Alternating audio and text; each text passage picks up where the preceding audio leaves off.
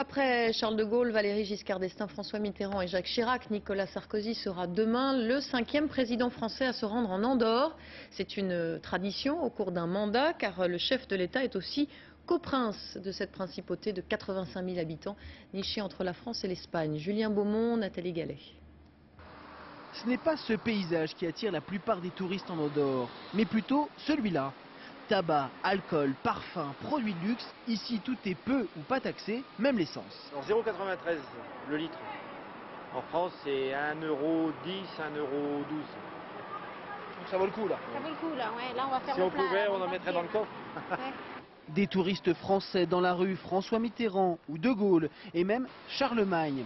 En fait, le rapprochement entre la France et l'Andorre a eu lieu au XIIIe siècle. En héritage, à chaque mandat, le président en exercice se rend en Andorre car il est coprince.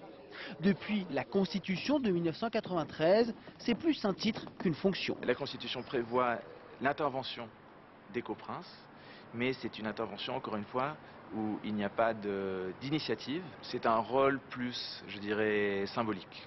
Du coup, Nicolas Sarkozy est en photo à côté de l'autre coprince, l'évêque espagnol d'Urgell, dans les bâtiments publics et même dans le bureau du chef du gouvernement.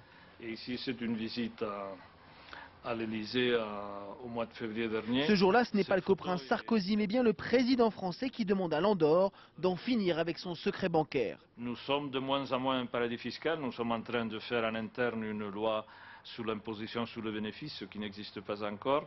On va introduire aussi une TVA adaptée à notre réalité. Pour que ce déplacement soit un rassemblement populaire, la plupart des commerces et des administrations seront fermés demain.